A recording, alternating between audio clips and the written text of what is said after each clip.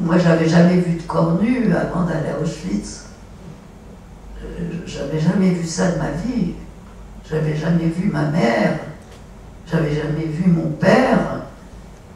J'avais jamais vu des hommes qui nous regardent, qui sont là, qui nous battent, qui nous chassent comme des animaux.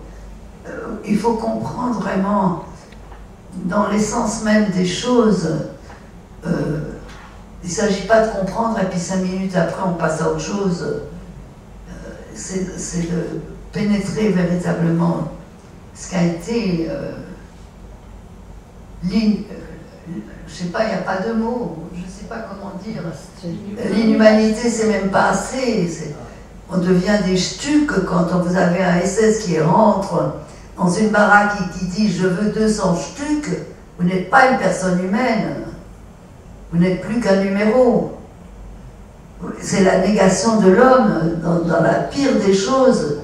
Et quand on pense que Primo Levi s'est suicidé, il y a des grands écrivains qui se sont suicidés. Il y a Borowski, il y a Ceylan, il y a beaucoup de gens qui n'ont pas pu supporter ce qu'est la société. Moi, il y a des moments aussi, je me dis, mais comment je peux vivre dans ce monde-là? À quoi bon?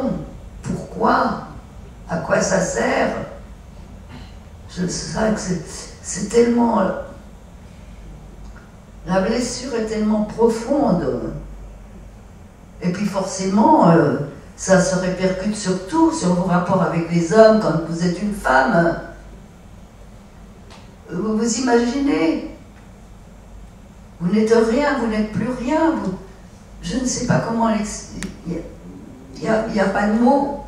Il n'y a pas de mots pour le dire. Et souvent... les meilleurs des gens n'en sont pas conscients, ne le captent pas. Il n'y a que les gens qui ont été blessés dans leur âme,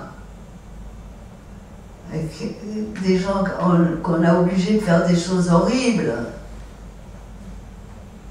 Comment creuser des tranchées pour des gens, jeter des gens dedans. Tuer une enfant parce qu'elle ne marche pas assez vite. On a tous des souvenirs d'horreur totale. Quand je suis rentrée au camp, quand on m'a tout pris, les vêtements et tout, on m'a donné une jupe qui arrivait jusque par terre, une chaussure à talons, une chaussure plate, et un caleçon long kaki qui avait été porté par je ne sais pas combien de morts avant moi. Mais j'ai béni ce... Je n'osais pas le mettre, je le remontais pour qu'on ne le voit pas. Et puis après, je l'ai béni. Vous savez pourquoi? Parce que tous les jours, je pouvais couper un morceau de ce caleçon pour m'essuyer quand j'allais aux toilettes. On n'avait même pas de papier, on n'avait pas de crayon, on n'avait rien. Quand j'ai reçu le mot de mon père, j'ai dit, où est-ce qu'il a pu trouver un crayon? Je m'excuse d'avoir mis dans cet état. Non, je vous dis pour que vous preniez conscience de cela.